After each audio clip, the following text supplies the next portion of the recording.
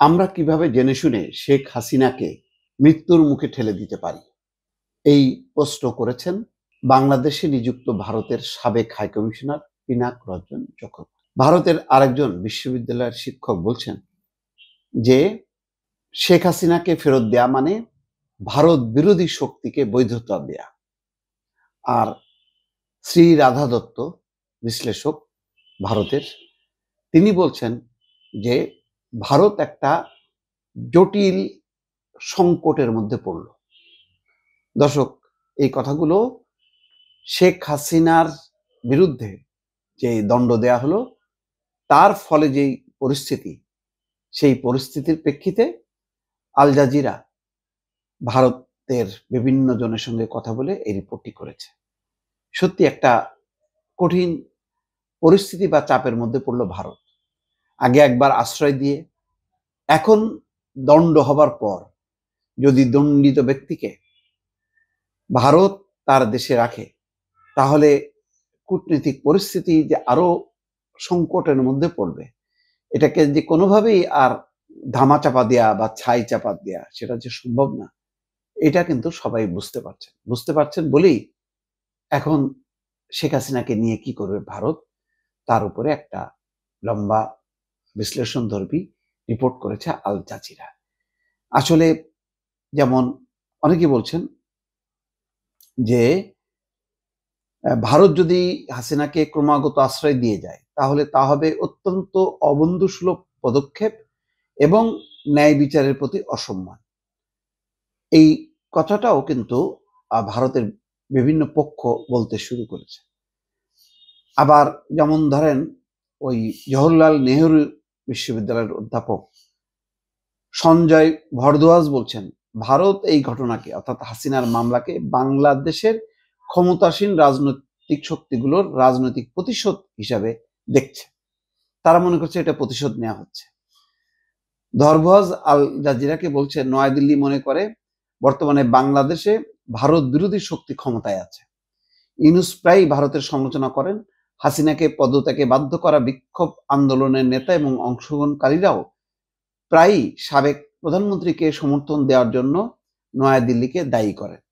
ভরদ্বাজ মনে করেন, এসব দিক বিবেচনায় নিলে হাসিনাকে হস্তান্তর করার মানে হবে ভারত বিরোধী শক্তিকে বৈধতা দেয়া। আর পিনাক রঞ্জন তো বলছেনই যে কিভাবে জেনে শুনে তারা এই তাকে হস্তান্তর করবে। ভারতের ঢাকায় ভারতের সাবেক হাইকমিশনার পিনাক রঞ্জন চক্রবর্তী প্রশ্ন করেন, নয়াদিল্লি কিভাবে তাকে মৃত্যুর দিকে ঠেলে দিতে পারে। তো নানা রকম মত পার্থক্য আছে। তারা জানে যে আওয়ামী লীগ এবং শেখ হাসিনা, তার পিতা শেখ মুজিবুর রহমান, সবাই ভারতের দীর্ঘদিনের পরীক্ষিত বন্ধু। লম্বা সময় ভারতের তারা আশ্রয় নিয়েছে ৭৫-এর ওই ঘটনার পরিপ্রেক্ষিতে, এবং মুক্তিযুদ্ধের সময় ভারতের ভূমিকা, সব মিলায় এত পরীক্ষিত বন্ধু আওয়ামী লীগ, শেখ মুজিবকে তারা যেমন আশ্রয় দিয়েছে, ৭৫-এর পট পরিবর্তনের পর কাদের সিদ্দিকীকে আশ্রয় দিয়েছে, যদিও সেটাকে পরে তারা নিষ্পত্তি করেছে। তারপর সজীব ওয়াজেদ জয় ভারতে পড়াশোনা করেছে, ভারত সরকারের আশ্রয়ে। আবার এখন এই বিপদের সময় ১৫ বছর আওয়ামী লীগ যেভাবে ভারতকে প্রোটেকশন দিয়েছে, তার সামরিক নিরাপত্তা, বাণিজ্যিক অর্থনৈতিক সুযোগ সুবিধা নিশ্চিত করার জন্য যেভাবে নিরলসভাবে কাজ করে গেছে, আজকের এই সময় এসে ভারত কিভাবে ফেরত দেবে, ফেরত দিলেও সমস্যা, ফেরত না দিলেও আর একটা সংকট।